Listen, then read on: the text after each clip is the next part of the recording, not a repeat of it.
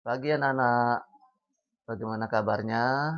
Mudah-mudahan kalian dalam keadaan sehat selalu, walaupun dalam masa pandemi ini belum tuntas, kalian tetap sehat seperti sedia kala, dan tentu saja juga siap untuk menerima materi pelajaran pada pagi hari ini melalui daring atau online. Anak-anak, sebelum kita mulai pembelajaran daring ini, jangan lupa like, komen, dan subscribe di channel SMAK Kusuma Mataram agar pembelajaran kita bermanfaat buat kita semua. Anak-anak, materi kita pada pagi hari ini adalah nilai-nilai Pancasila dalam penyelenggaraan pemerintahan negara. Jadi, bagaimana pemerintahan negara kita itu terkandung nilai-nilai Pancasila. Karena Pancasila adalah sebagai falsafah negara kita, sebagai dasar negara kita, sehingga tidak boleh pelaksanaan pemerintahan atau penyelenggaraan pemerintahan itu melenceng dari falsafah, ideologi, dan dasar negara kita, Pancasila. Anak-anak, baik, mari kita mulai, dengarkan baik-baik, simak, konsentrasi, kemudian nanti di akhir pembelajaran ini akan ada soal-soal untuk kalian selesaikan. Maka dari itu harus perhatian, kemudian tidak boleh ada perhatian ke tempat yang lain atau konsentrasi penuh untuk mengikuti pembelajaran kita pada pagi hari ini. Baik, kita mulai. Yang pertama adalah ketuhanan yang Maha Esa. Sila ketuhanan Maha Esa ini adalah sila yang pertama dalam sila Pancasila. Sila pertama ini menjiwai sila-sila yang lainnya menjadi satu kesatuan yang utuh dan tidak terpisahkan. Nah, oleh sebab itu, apa saja nilai-nilai yang dapat diimplementasikan atau dilaksanakan dalam pelaksanaan pemerintahan di negara kita ini. Mari kita lihat satu persatu. Yang pertama adalah pengakuan adanya causa prima. Pengakuan adanya causa prima ini maksudnya apa? Maksudnya adalah bahwa penyebab dari segala yang ada di dunia ini adalah tentu dengan adanya Tuhan yang Maha Esa. Kalau bukan karena Tuhan yang Maha Esa, tentu keberadaan dunia berserta isinya tidak mungkin pernah ada. Oleh sebab itu, ini disebut dengan sebab akibat. Sebabnya karena Tuhan yang Maha Esa berakibat kepada keberadaan kita sebagai makhluk Tuhan, termasuk beserta isinya. Itu. Nah, kemudian selanjutnya kita lihat adanya kebebasan beragama. Nah, di dalam Pancasila, sila ketuhanan ini menjamin semua rakyat Indonesia dijamin kebebasan untuk memeluk agama masing-masing. Nah, hal ini juga diatur di dalam pasal 29 ayat 2 Undang-Undang Dasar 1945. Nah, jadi dengan landasan ideologi falsafah negara kita Pancasila, sila pertama ketuhanan yang Maha Esa, juga masih ada pengaturannya dalam Undang-Undang Dasar 45 sebagai implementasi, sebagai jaminan bahwa setiap warga negara, setiap manusia Indonesia memiliki hak kebebasan untuk memeluk agama sesuai yang diyakininya. Tidak ada yang boleh ada memaksakan, tidak ada tekanan, tidak ada pengaruh. Semua itu dikembalikan kepada masing-masing warga negara. Agama apa yang diyakini, silahkan. Karena itu kebebasan beragama. Lanjut, kita yang berikutnya adalah memeluk agama sesuai hukum yang berlaku. Nah, tadi dikatakan bahwa pemeluk agama itu dilindungi atau diatur dalam Undang-Undang Dasar 1945, tadi pasal 29. Nah, begitu juga bahwa agama yang resmi menurut hukum di Indonesia ini yang diatur itu ada 6. Yang pertama agama Islam, yang kedua agama Katolik, yang ketiga Kristen, yang keempat Hindu, yang kelima Buddha, dan yang keenam Konghucu. Nah, di luar itu tidak boleh ada agama kepercayaan apapun yang boleh hidup berkembang karena tentu saja tidak sesuai dengan hukum yang berlaku. Nah, kalaupun ada semacam kepercayaan yang masih melekat sampai dengan hari ini pada masyarakat Indonesia, itu tidak bisa disamakan dengan agama, tetapi bisa disebut sebagai aliran kepercayaan. Nah, kalau aliran kepercayaan ini memang dibolehkan, bahkan tidak dilarang. Oleh sebab itu, dia tidak masuk kepada tataran agama. Nah, di antara 6 agama inilah kita dengan bebas, dengan berluasa, dengan tanpa ada gangguan, tanpa ada pengaruh siapapun untuk memeluk agama salah satunya. Tidak boleh dua, ya. Setiap individu, setiap warga negara harus menganut satu agama yang diyakini. Tidak boleh dua. Mengapa tidak boleh dua? Karena terkait dengan hak dan kewajiban nanti, ya. Tidak ada yang ganda agamanya atau yang double. Harus satu. Nah, kalau ada yang double, ini bisa didiskualifikasi atau disuruh memilih salah satunya untuk menentukan nanti apa yang menjadi hak dan kewajiban sebagai warga negara. Selanjutnya adalah ateisme dilarang hidup dan berkembang di Indonesia. Nah, ateisme ini artinya paham yang tidak percaya dengan adanya Tuhan. Tentu kita tidak menginginkan warga negara Indonesia yang tidak percaya dengan tidak adanya Tuhan atau paham ateisme. Maka oleh sebab itu, ateisme ini tidak ada tempatnya untuk hidup dan berkembang di Indonesia.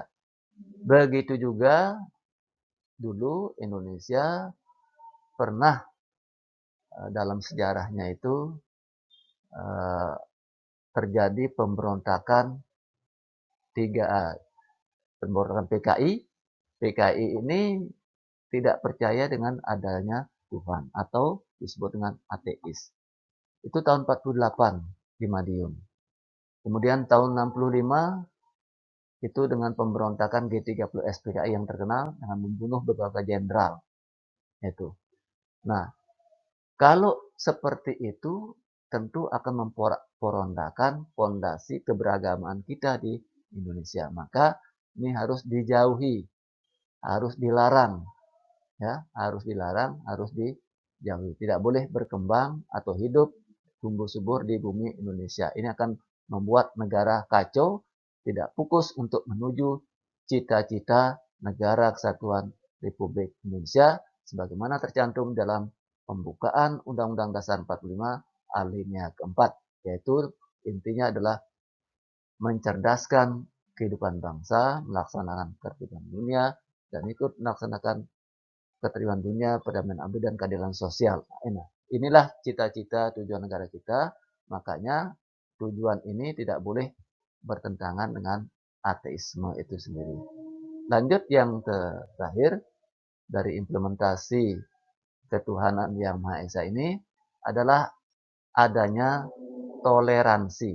Nah, kita hidup di bumi Indonesia ini sebagai suatu negara yang majemuk, yang beraneka ragam, maka tidak bisa lain, tidak bisa bukan, syaratnya harus hidup toleran, hidup berdampingan secara damai, hidup bersama, hidup bergotong royong, hidup saling menghormati, hidup saling tenggang rasa. Nah, dengan semuanya ini, maka kehidupan kita akan mudah dicapai untuk menuju masyarakat yang adil dan makmur. Karena tanpa toleransi, tanpa saling menghormati, tanpa saling menghargai, maka akan terjadi kekacauan di Indonesia ini. Sangat mudah sekali tersulut, ya, sangat mudah terjadi tersulut dengan adanya uh, distoleransi ini.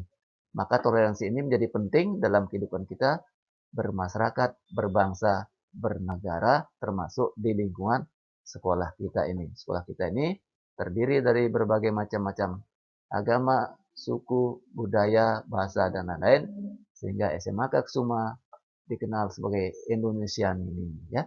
Begitu. Kemudian berikutnya kita lanjut dengan sila yang kedua. Anak-anak, kita lanjut kepada sila yang kedua, kemanusiaan yang adil dan beradab. Nah, apa saja implementasinya atau pelaksanaan dari nilai-nilai Pancasila, sila yang kedua ini? Mari kita lihat.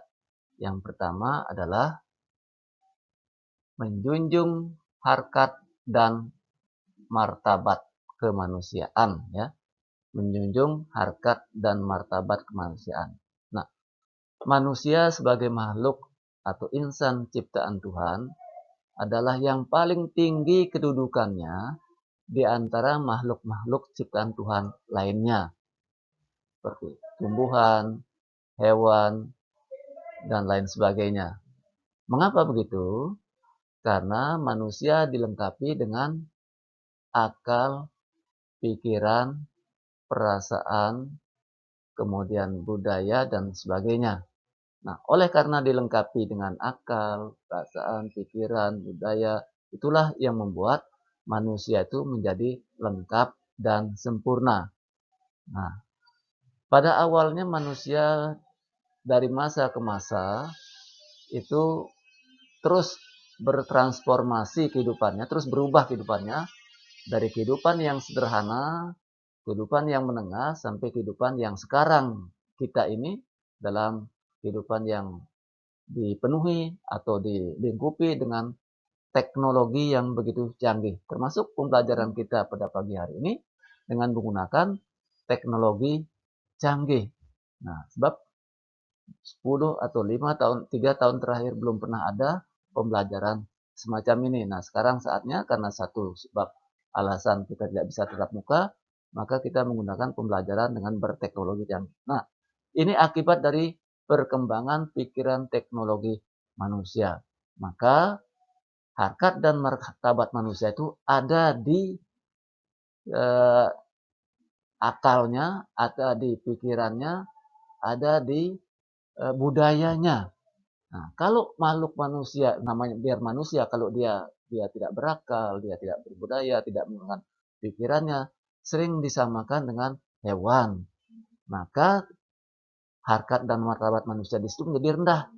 Misalkan dia secara membabi buta membunuh orang atau merampas hak orang lain. Itu tidak berperi kemanusiaan, dianggap sebagai binatang atau hewan. Maka di sini tidak perlu ada penghargaannya, tapi langsung diambil langkah-langkah hukum oleh aparat hukum. Nah, oleh sebab itu, harkat dan martabat manusia menjadi penting oleh karena manusia memiliki akal, pikiran, budaya, sehingga bisa menciptakan kehidupan yang damai, kehidupan yang harmonis, kehidupan yang baik dalam lingkungan masyarakat, lingkungan keluarga, lingkungan bangsa, dan negara.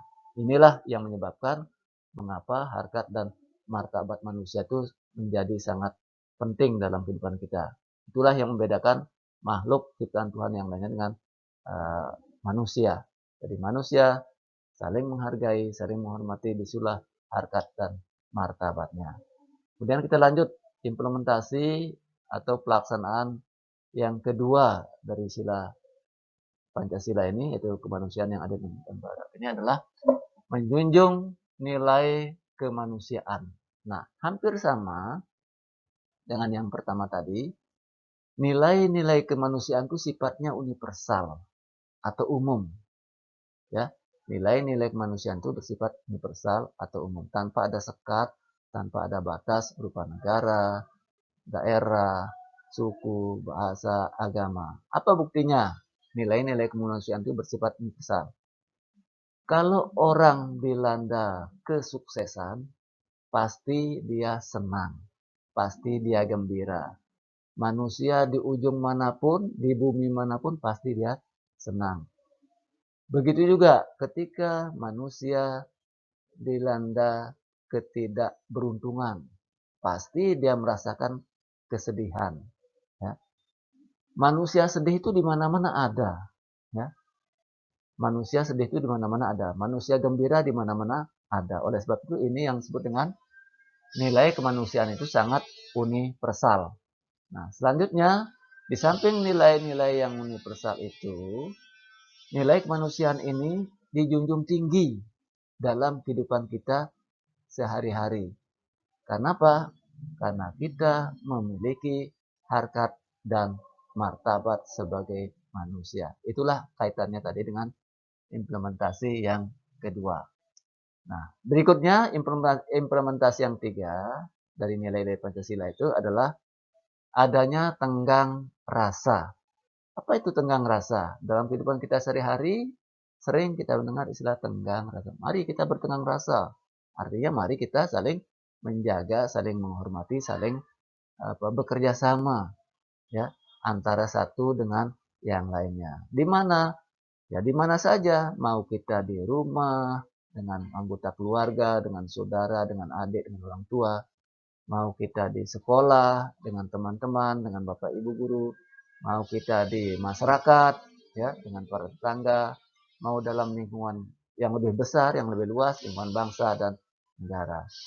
Kalau mau dilihat contohnya, misalkan tenggang rasa dalam kehidupan keluarga, antara saudara tentu ada kakak, adik, dan kedua orang tua. Nah, ini harus saling mengalah, saling memahami, saling mengerti.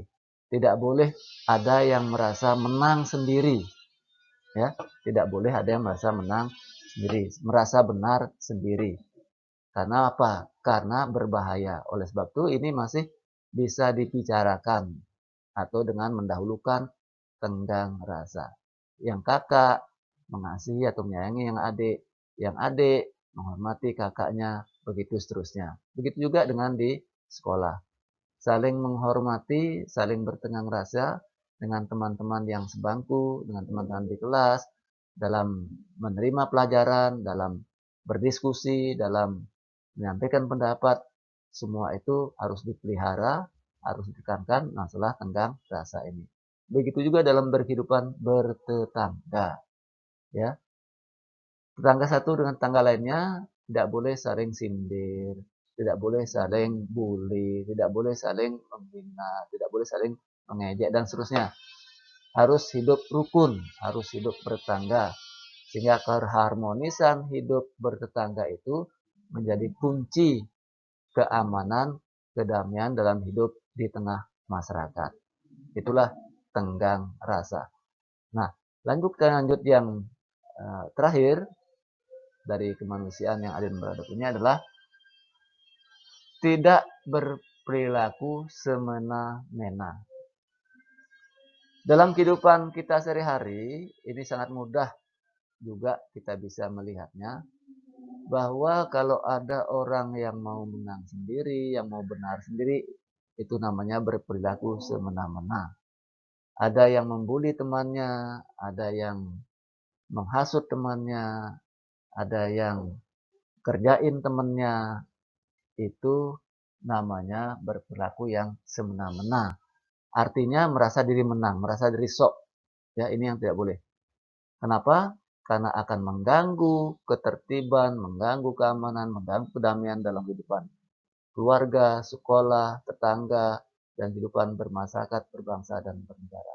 Lebih-lebih kita ini hidup di bumi Indonesia yang terdiri atas berbagai ragam agama, suku, bangsa, dan bahasa tadi, seperti yang dikatakan sebelumnya, bahwa semena-mena itu adalah sifat daripada hewan buas. Siapa yang bisa menguasai alam, dialah yang menguasai hutan. Nah, itu binatang buas namanya. Nah, sedangkan kita manusia, kita berperilaku sesuai dengan norma-norma yang diatur dalam agama, yang diatur dalam hukum, yang diatur dalam adat istiadat, yang diatur dalam kebiasaan. Jadi kita tidak boleh lepas daripada norma-norma yang hidup dan berkembang di tengah kehidupan kita bermasyarakat.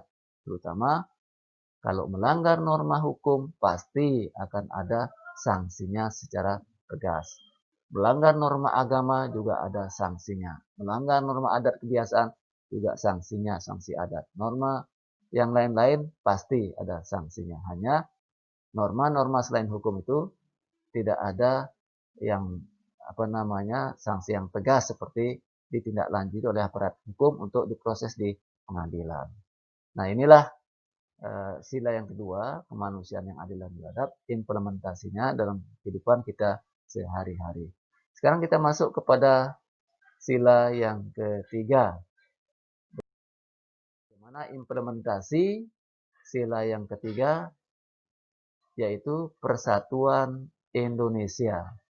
Nah, jadi implementasi itu pelaksanaannya seperti apa? Kita lihat yang pertama. Yang pertama itulah cinta tanah air. Kalau kita mengaku sebagai bangsa Indonesia, sebagai warga negara Indonesia, sudah barang tentu tidak boleh, tidak harus cinta tanah air. Bagaimana wujudnya, bentuknya kita cinta tanah air? Sangat banyak sekali. Di level mana? Di level keluarga misalkan. Level keluarga. Bapak, ibu mau beli makanan, mau beli sepatu, mau beli baju, mau beli kebutuhan apa saja, itu kalau bapak ibu di rumahnya membeli produk luar, wah ini buatan Italia, ini buatan Amerika, itu bukanlah bentuk cinta tanah air. Tapi belilah produk-produk dalam negeri, produk Indonesia yang tidak kalah kualitasnya dengan produk dari luar. Itu. Kemudian apalagi di sekolah. Di sekolah apa bentuknya? Cinta tanah air itu. Kalau kamu sebagai siswa disuruh untuk ikut upacara, kemudian disuruh sebagai petugas upacara, maka itu juga sebagai salah satu bentuk kamu, bentuk bentuk cinta kepada tanah air. Itu di lingkungan sekolah. Apalagi kalau kita masuk anggota pramuka, salah satu bentuk cinta tanah air. Apalagi kalau kita ikut masuk ekstra ekskul yang lainnya, juga masuk sebagai bagian daripada cinta tanah air. Mengapa begitu? Karena semuanya itu merupakan salah satu bentuk pengembangan diri untuk menuju Indonesia yang maju. Seperti itu ya. Nah, begitu juga di lingkungan masyarakat, di lingkungan bangsa dan negara. Nah, lingkungan masyarakat itu ada kerja-kerja bersama, ada kerja-kerja gotong royong, kehidupan yang bersama. Itu juga bagian daripada cinta tanah air. Di tingkat dunia, tingkat nasional ada upacara kenegaraan, ya. Kemudian ada event-event yang sifatnya nasional, konferensi Asia Afrika, konferensi ASEAN dan sebagainya. Itu bagian daripada cinta tanah air. Mengapa? Karena kalau kita tidak masuk organisasi itu, di tengah pergaulan dunia sekarang ini, kita tidak bisa mengandalkan cinta tanah air hanya tidak bergaul dengan dunia luar. Itu maksudnya. Nah, sekarang kita lanjut yang implementasi yang berikutnya adalah mengutamakan kepentingan bangsa. Apa itu mengutamakan kepentingan bangsa? Hampir mirip dengan cinta tanah air. Hampir mirip.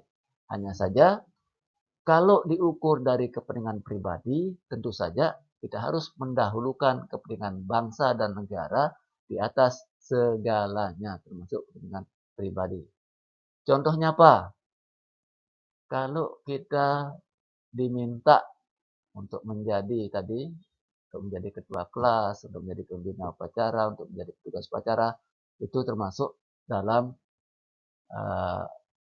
mengutamakan kepentingan bangsa. Kemudian kalau di rumah atau kalau di masyarakat, kalau ada gotong royong membangun pos-ronda, membangun selokan, membersihkan selokan, itu termasuk mengutamakan kepentingan bangsa. Karena daerah-daerah itu bagian dari negara kita, termasuk kepentingan bangsa. Kemudian di saat sekarang ini di bulan Agustus, semua warga negara Indonesia, semua rumah, perkantoran, jalan, sekolah, itu mengibarkan bendera merah putih. Ini termasuk kepentingan bangsa juga. Ya. Mengibarkan bendera merah putih termasuk kepentingan bangsa. Sekaligus cinta tanah air yang tadi itu. Ya. Nah, jadi bentuk-bentuk kepentingan bangsa itu tentu lebih besar daripada kepentingan yang sifatnya pribadi. Baik, kita lanjut yang berikutnya adalah nasionalisme. Nah, nasionalisme ini hampir mirip-mirip juga dengan bangsa, ya, dengan cinta tanah air. Jadi nasionalisme ini adalah rasa kebangsaan, rasa nasionalisme kita, rasa cinta tanah air kita yang begitu tinggi, yang begitu melekat di dada kita masing-masing. Bangga sebagai bangsa Indonesia. Nah, bentuk kebanggaan kita sebagai bangsa Indonesia itu diwujudkan dengan cara belajar yang tekun, belajar yang baik, ya, sehingga kita menjadi pintar. Kalau sudah jadi pintar, bisa menjadi pemimpin di negara kita di masa yang akan datang, bahkan bisa menjadi pemimpin dunia.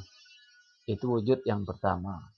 Selain belajar yang baik, belajar yang tekun, belajar yang serius, juga kalau kita ikut di dalam event-event olimpiade, ya, olimpiade sains, olimpiade teknologi, olimpiade sosial, dan lain sebagainya, itu juga membangkitkan rasa nasionalisme kita di kancah pertarungan di tingkat internasional. Misalnya olimpiade fisika, ada mewakili dari Indonesia. Olimpiade matematika, ada yang mewakili dari Indonesia. Kita bangga kalau event-event olimpiade yang sifatnya internasional itu lalu kita memenangkannya atau menjadi juaranya. Disitulah junjung tinggi nasionalisme kita. Kemudian apalagi di bidang olahraga, tidak sedikit ya warga negara kita yang begitu menaruh perhatian nasionalismenya di bidang olahraga. Misalnya dalam event-event yang dilaksanakan di tingkat dunia atau tingkat regional, misalnya sepak bola. Indonesia melawan Thailand, ya. Sampai-sampai ada anak-anak muda yang mengatakan Garuda di dadamu.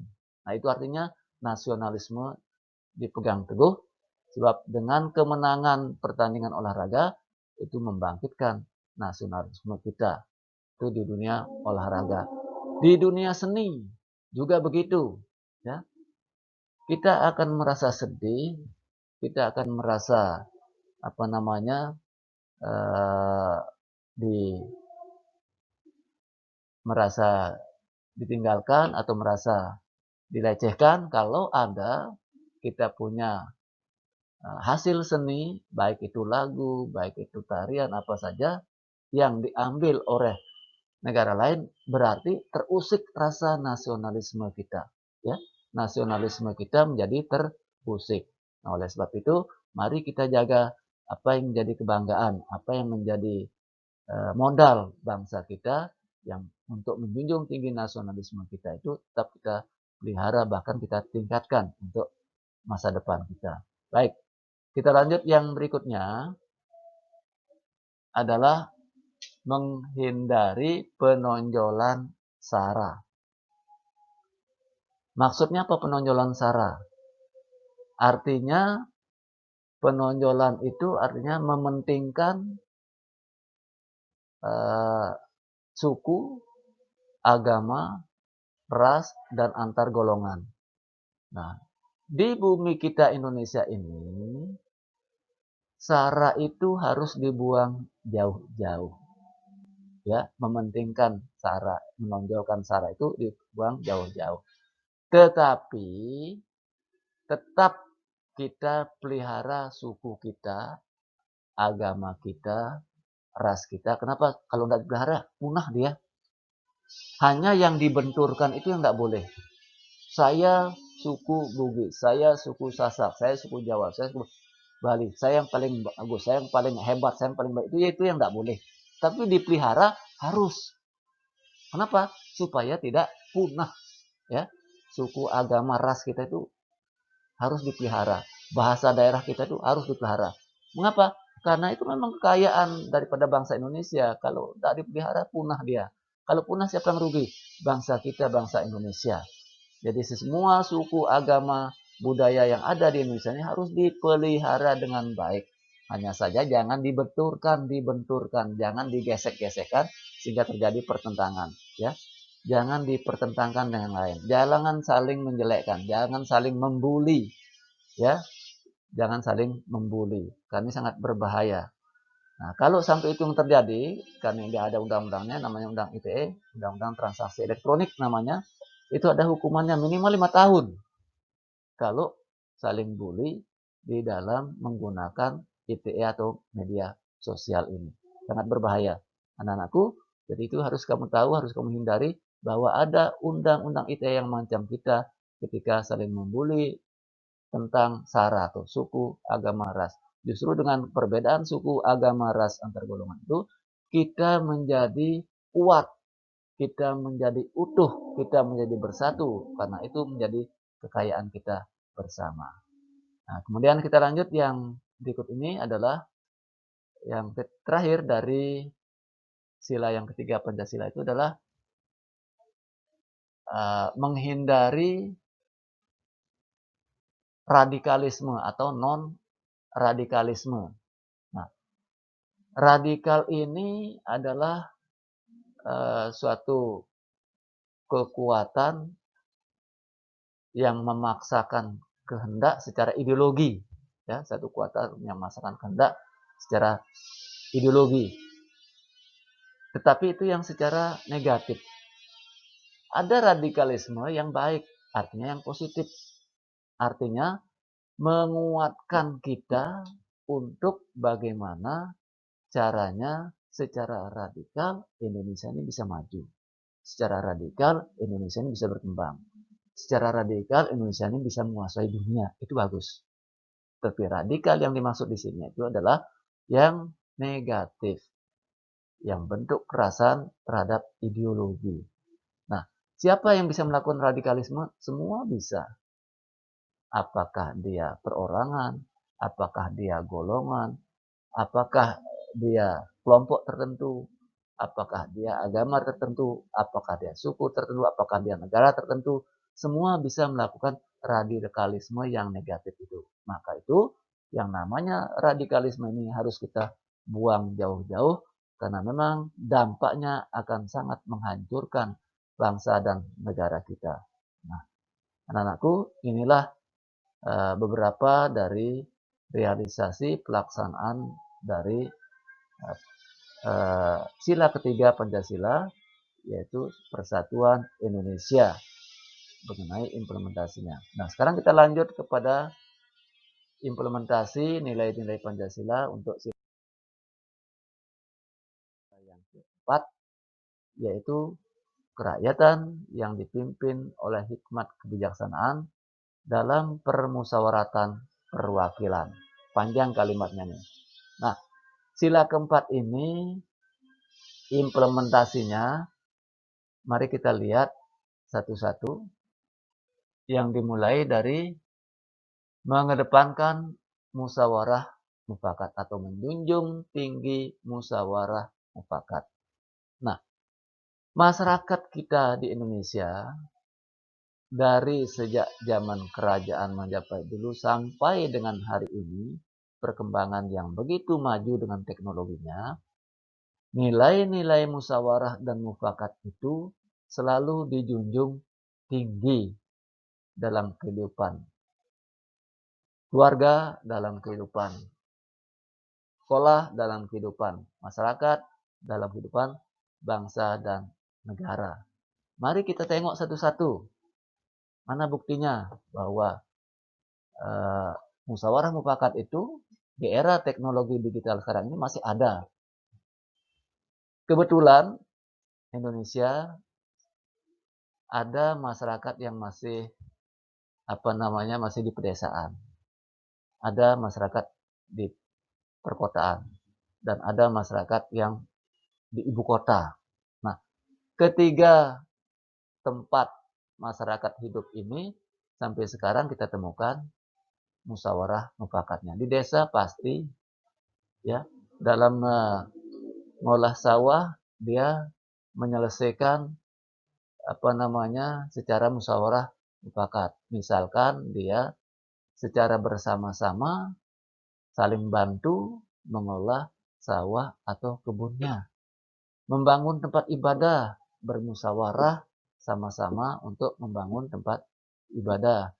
Membangun rumah adat, juga bermusyawarah bersama-sama membangun rumah adat. Itu kalau di desa. Nah, bagaimana kalau di perkotaan? Ya, kita temukan juga bentuk musyawarah mufakatnya ini. Misalkan kalau di perkotaan, kalau kita ingin supaya lingkungan kita bersih, hidup bersih, kemudian aman, damai, tentram, tentu dibutuhkan kondisi-kondisi yang mendukung untuk kehidupan yang aman, damai, dan tentram ini. Apa bentuknya? Tentu menjaga atau membangun sistem keamanan lingkungan yang disebut dengan siskamling. Nah, supaya siskamling ini berjalan dengan baik, tentu saja dibuat poskonya, itu yang disebut dengan pos kamling. Untuk membuatnya ini tentu butuh biaya. Nah, biayanya inilah dimusyawarahkan untuk mencapai kata mufakat. Sehingga berdirilah pos kamling itu. Nah, pos kamling itu bisa dioperasionalkan dengan dua cara. Kalau pada masyarakat yang warganya sangat sibuk sekali, tidak bisa terjun langsung untuk menjaga siskamling, maka bisa dengan menunjuk petugas keamanan ya atau satpam seperti di perumahan-perumahan elit seperti itu. Tapi kalau di pinggiran kota atau di kotanya masih ada kita jumpai sistem sistem keamanan lingkungan secara sama-sama secara bergiliran tiap malam ronda itu masih ada dijumpai sampai saat ini. Nah, kemudian kalau di tingkat ibu kota, bagaimana kita menemukan musyawarah mufakat itu ada apa enggak? Dalam penyelenggaraan negara itu ada. Misalnya, kalau presiden mengumpulkan para menterinya, baik dalam rapat terbatas atau dalam rapat paripurna para menterinya, itu berkumpul rapat untuk memutuskan, untuk membicarakan sesuatu atau segala hal yang dianggap penting untuk memajukan atau untuk mesejahterakan seluruh rakyat Indonesia. Itu rapat. Tidak bisa presiden putuskan sendiri, laksanakan, tidak bisa. Maka dia harus rapat, bermusyawarah untuk mencapai kata mufakat. Itu. Begitu juga wakil-wakil rakyat kita yang ada di DPR. Tidak bisa satu dua orang itu untuk memutuskan. Pasti rapat. Rapatnya banyak sekali jenisnya kalau DPR. Ada namanya rapat khusus, ada rapat anggaran, ada rapat paripurna, dan ada rapat badan legislatif, ada rapat fraksi, ada rapat komisi, dan macam-macam lainnya. Semua rapat-rapat itu adalah bentuk atau pelaksanaan daripada musyawarah untuk mufakat. Jadi lengkaplah di sini kita dapatkan bahwa musyawarah mufakat itu sampai saat ini, walaupun kita sudah hidup dalam teknologi digital yang begitu canggih, tapi ini tetap diperlukan. Nah, tetapi ada jalan keluarnya. Ketika tidak ditemukan kata sepakat, bolehlah dengan cara untuk penghitungan suara atau disebut dengan voting seperti itu. Itu anak-anak ya. Nah, mari kita lanjut implementasi yang berikutnya, yaitu tidak memaksakan kehendak. Nah, masih kaitannya dengan musyawarah mufakat. Di dalam kita musyawarah mufakat, baik di lingkungan keluarga, di lingkungan sekolah, di lingkungan masyarakat, bahkan dengan bangsa dan negara, tidak seorang pun boleh memaksakan kehendak. Mengapa begitu? Karena kalau ada yang memaksakan kehendak itu berarti merusak nilai-nilai musyawarah dan mufakat yang sudah turun-temurun sampai hari ini ya. Itu merusak. Karena itu tidak sesuai dengan kultur atau kebiasaan tradisi adat istiadat di negara kita. Tidak sesuai, tidak cocok ya memaksakan kehendak itu.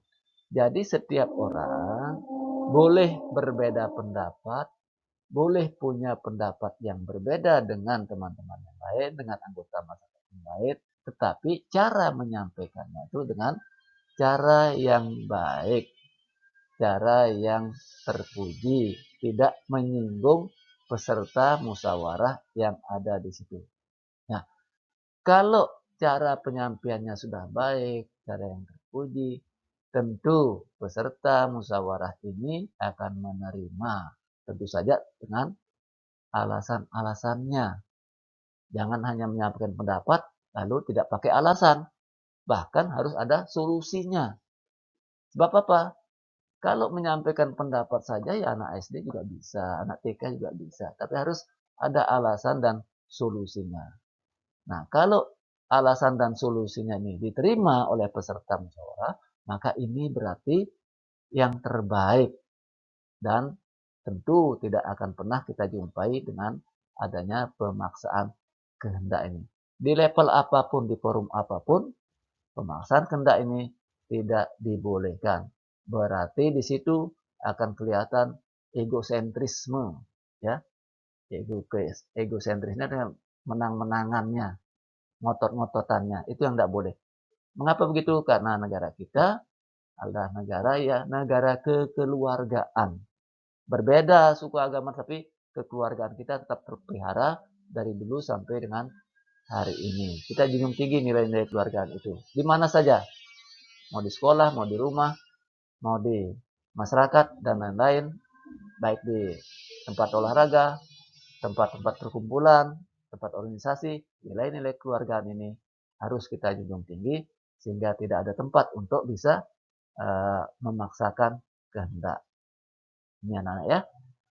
Nah, sekarang kita lanjut dengan yang berikutnya adalah berani mengemukakan pendapat. Nah, kaitannya dengan tadi. Kalau tadi setiap orang boleh berpendapat. Kalau sekarang berani mengemukakan pendapat.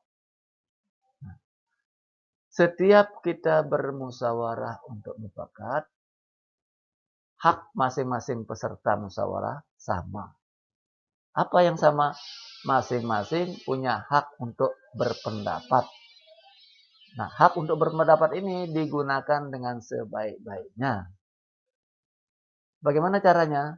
Tentu dengan berani mengemukakan pendapat dengan cara yang santun, dengan cara yang sopan, dengan cara yang baik, sehingga tidak menyinggung peserta musyawarah yang lain.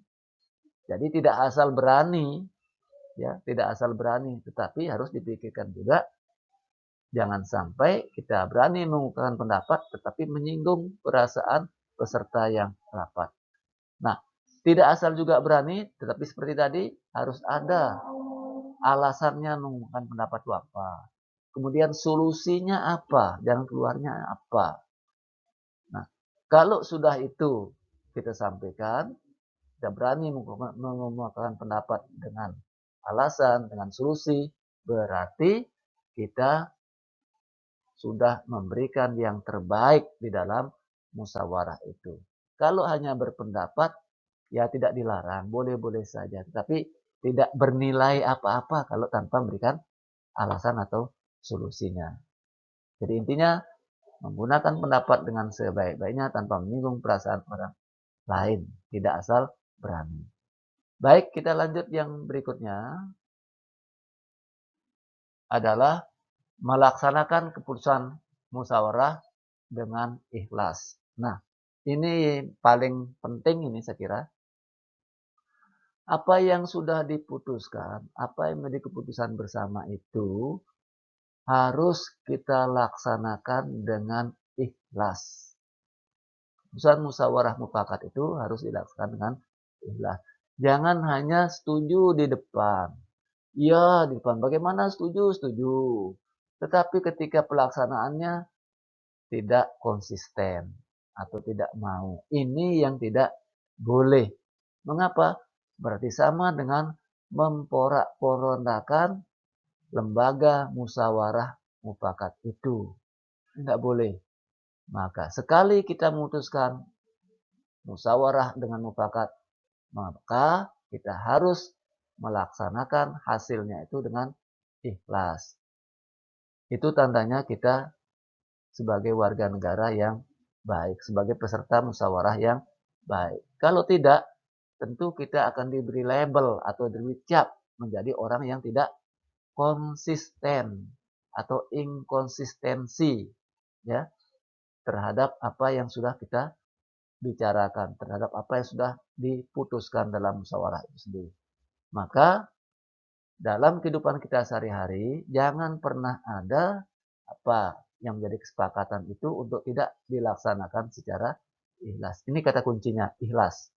Ya, saya kira itu anak-anak tentang implementasi dari sila keempat Pancasila tentang kerakyatan yang dipimpin oleh kebijaksanaan dalam permusyawaratan perwakilan.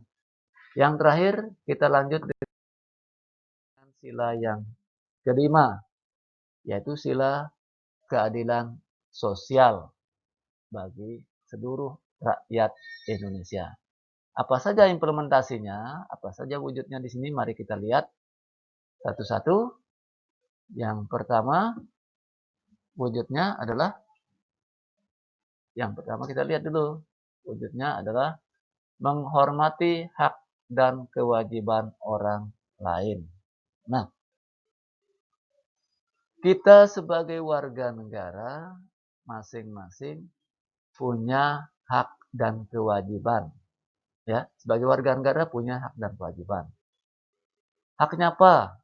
Haknya untuk hidup. Haknya apa? Haknya beragama. Haknya apa? Hak untuk berpendidikan. Haknya apa? Hak untuk berrelasi aman. Haknya apa? Hak untuk bergaul. Nah, di samping hak-hak tadi, tentu ada kewajiban. Kewajibannya apa? Kewajiban untuk menjunjung tinggi harkat dan martabat kemanusiaan supaya bisa tercapai rasa keadilan itu. Jadi hanya menuntut hak tanpa mendukung kewajiban atau tanpa menghormati kewajiban, ini tidak bisa. Tidak akan pernah terjadi hak-haknya dituntut sementara kewajibannya tidak dipenuhi. Maka dalam hal ini harus seimbang, harus sepadan, harus sama antara hak dan kewajiban. Begitu juga kamu di sekolah. Haknya untuk memperoleh pelajaran, haknya untuk dinilai, haknya untuk menerima pelajaran, haknya untuk menyampaikan pendapat dan seterusnya. Tapi kewajiban harus juga dipenuhi. Apa kewajibannya? Mematuhi semua tata tertib yang sudah diterapkan, yang ditetapkan oleh sekolah. Mematuhi aturan-aturan yang ditetapkan di sekolah. Termasuk kewajiban secara administrasi, misalnya membayar uang sekolah, ya, yang sampai saat ini sudah kita memasuki bulan Agustus, itu menjadi kewajiban di samping hak-hak kalian untuk menerima materi pelajaran ini. Nah, itu kita menghormati hak dan kewajiban orang lain. Jadi kita tidak boleh menuntut hak saja, tapi harus kita menghormati kewajiban. Jadi keduanya ini harus dia seimbang, sejalan, beriringan antara hak dan kewajiban. Baik, kita lanjut yang berikutnya, yaitu menjunjung tinggi nilai kekeluargaan dan gotong royong. Nah, tadi di awal pernah disinggung bahwa bangsa kita, bangsa Indonesia, rakyat kita, rakyat Indonesia ini, nilai-nilai kegotong royongan itu, kekeluargaannya itu masih sangat tinggi sekali. Di semua level kehidupan. Di semua level jenjang pekerjaan. Masih sangat tinggi nilai-nilai kekeluargaan dan gotong royong. Ambil contoh. Kalau ada teman kita tidak memiliki pensil atau tidak memiliki pulpen, ya kasih pinjam. Kalau teman kita kebetulan tidak masuk, dipinjami catatannya. Kalau teman kita tidak masuk, diberitahu ada tugasnya. Ya, itu kalau di level sekolah. Kemudian kalau di level masyarakat, ada warga, ada tetangga kita yang lagi hajatan, baik itu acara adat, acara agama. Mari kita sama-sama secara kekeluargaan bergotong royong untuk menyukseskan acara yang ada di tetangga kita. Di level nasional, misalkan ada event-event yang sifatnya negaraan, baik event itu yang sifatnya untuk kesuksesan atau untuk kemajuan maupun yang sifatnya penderitaan.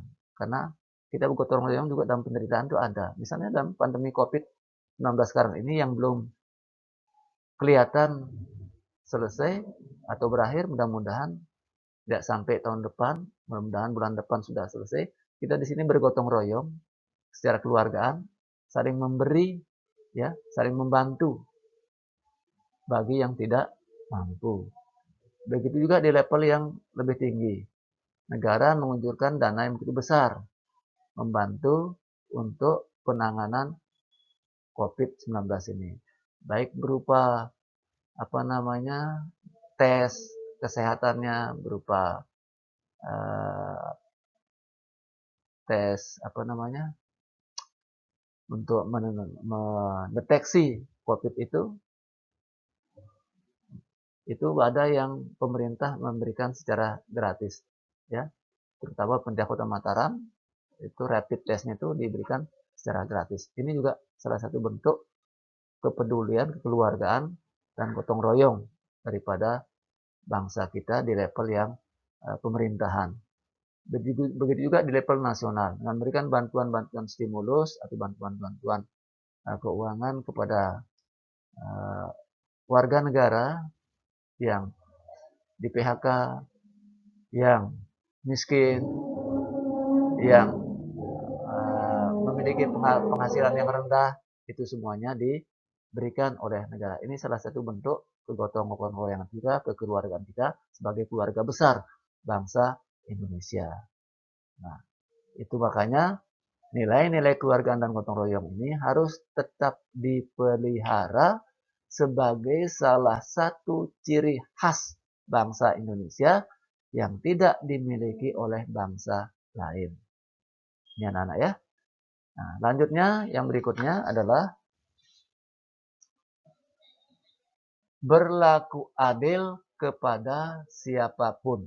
Nah, tentu sebagai manusia secara pribadi maupun secara individu, secara berkelompok, atau berstatus sebagai apa saja, kita harus bisa berlaku adil. Kepada siapa? Kepada siapapun, termasuk kepada diri kita sendiri itu harus bisa berlaku adil. Apa buktinya? Buktinya adalah kita ketika merasa ngantuk, tidak adil kalau kita memaksakan kantuk kita. Maka haruslah istirahat atau tidur. Ketika masa capek, maka harus istirahat tidur. Itu artinya sudah kita berbuat adil kepada diri sendiri. Ketika kita sakit, maka harus cari obatnya. Jangan dibiarkan sakitnya. Sudah adil ya pada diri sendiri. Kemudian pada lingkungan masyarakat. Nah, lingkungan masyarakat atau di lingkungan yang lebih luas, kita beri kesempatan untuk budaya antri. Jangan saling serobot. Kita harus adil di situ. Misalkan antri di pom bensin, nggak boleh kita saling serobot. Antri di lampu merah, nggak boleh kita saling serobot. Karena semua itu mengakibatkan benturan atau berbahaya. Ya, jadi harus kita bersikap adil kepada siapapun. Di lingkungan bangsa dan negara misalkan, pemerintah harus bersikap adil kepada seluruh rakyatnya, kepada seluruh daerahnya. Ya. Tidak bisa ada pembangunan di daerah A lebih maju daripada daerah B. Harus sama rata. Karena negara kita ini adalah negara yang berkeadilan, yang berkekeluargaan, yang bergotong royong. Supaya apa? Supaya tidak terjadi kesenjangan antara daerah satu dengan yang lain. Kalaupun sampai sekarang ini masih terlihat ada kesenjangan antara Indonesia Barat, Tengah, dan Timur, itu bukan berarti pemerintah tidak melaksanakan eh, tugasnya untuk mensejahterakan rakyat, tetapi tentu terkait dengan anggaran pembiayaan yang terbatas. Tentu pelan-pelan, ya, pelan-pelan, tidak semua bisa sekaligus seperti membalik telapak tangan. Nah, jadi bersikap adil ini sangat penting untuk kita terapkan dalam semua level kehidupan. Nah, di sekolah juga begitu. Kita harus adil sama teman. Kalau teman kita sudah ngacung tangan duluan, lalu mau berbicara, silahkan beri berbicara dulu, jangan dipotong pembicaraannya. Itu tidak adil. Biasanya ini dalam diskusi, ya, tidak adil kalau kita motong pembicaraan karena belum diberi kesempatan untuk berbicara. Maka harus beri kesempatan dulu teman kita untuk berbicara, mengumumkan pendapatnya. Ini harus kita adil. Begitu juga kalau ada teman kita di sekolah yang menimpa salah satu teman kita di sekolah, misalkan ada sakit, ada apa, jangan dibiarkan di kelas, maka harus menghubungi Bapak Ibu guru untuk ditindaklanjuti apakah anak ini bisa istirahat di ruang eh, ruang kesehatan atau ruang BKBP, atau bisa dipanggil kan orang tuanya untuk dibawa pulang, atau kalau darurat harus dibawa ke rumah sakit. Ini baru namanya adil, ya, seperti itu. Jadi di semua level kehidupan kita, maka kita harus berlaku adil kepada siapapun juga. Berikutnya kita lihat dari sila yang kelima ini, yang terakhir adalah mewujudkan kemakmuran bagi seluruh rakyat Indonesia. Nah, mewujudkan kemakmuran bagi seluruh rakyat Indonesia ini merupakan salah satu cita-cita dari negara kita Indonesia ini, yang tertuang atau yang tercantum dalam pembukaan Undang-Undang Dasar 1945. Tujuannya memakmurkan seluruh Indonesia. Nah, apakah sekarang ini rakyat kita sudah merasakan kemakmuran bagi seluruh rakyat? Tentu saja jawabannya belum. Mengapa? Karena memang tidak bisa mensejahterakan, memakmurkan seluruh rakyat Indonesia sekaligus. Mengapa begitu tidak bisa? Pertama, dari segi anggaran tentu tidak mencukupi. Yang kedua, dari segi luas wilayah negara kita, ya, luas negara kita. Ada yang berbatasan dengan negara lain, terluar, ya, kemudian termiskin, kemudian terbelakang, kemudian ada juga yang di pedalaman. Nah, ini saking luasnya negara kita, maka tidak bisa semuanya harus dimakmurkan secara bersamaan. Kemudian apalagi, saking banyaknya penduduk di negara kita. Penduduk di negara kita itu, kalau tidak keliru, penduduk yang nomor 3 di dunia. Kalau tidak keliru ya, yang pertama itu Cina, yang kedua itu Amerika, yang ketiga itu India, yang keempat ya, tadi Pak Guru bilang kalau tidak keliru. Jadi yang keempat setelah kita hitung-hitung, ya. Jadi penduduk Indonesia ini adalah penduduk yang terbesar keempat di dunia setelah India. Nah, bayangkan bagaimana memakmurkan rakyat yang jumlahnya 270 juta dalam waktu yang bersamaan. Tentu sulit, siapapun menjadi presiden agak sulit. Karena apa? Karena tadi alasannya, anggaran yang terbatas, kemudian luas wilayahnya, kemudian penduduknya, kemudian beraneka ragam kekayaan alam yang terkandung di Indonesia itu tidak sama. Ada yang daerahnya mengandung kekayaan alam yang banyak, ada daerah yang tidak punya kekayaan alam. Tetapi itu semua menjadi perhatian pemerintah untuk dimakmurkan, ya. untuk dimakmurkan bagi seluruh rakyat Indonesia tanpa kecuali. Seperti sekarang ini juga, ya, pemerintah sedang gencar-gencarnya untuk memperhatikan rakyat Indonesia mengenai bagaimana menyelesaikan pandemi COVID-19 ini supaya cepat berlalu. Maka ada upayanya, di samping upaya-upaya yang tadi berupa digelontorkannya uang dari pemerintah untuk warga, untuk masyarakat, untuk siswa, kemudian untuk pekerja dan sebagainya.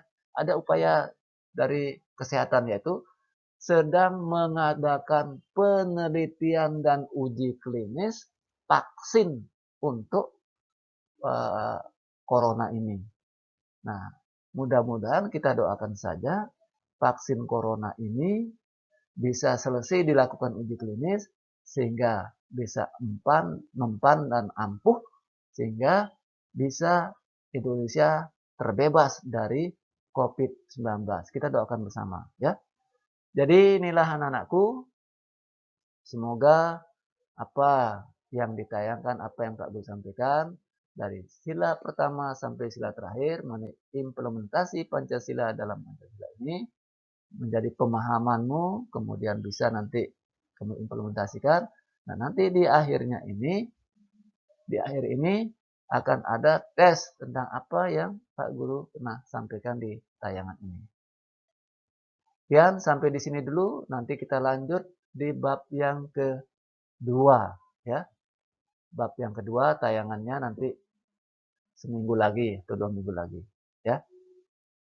Baik anak-anakku, kita sudahi dulu. Mudah-mudahan tetap sehat, kemudian tetap semangat.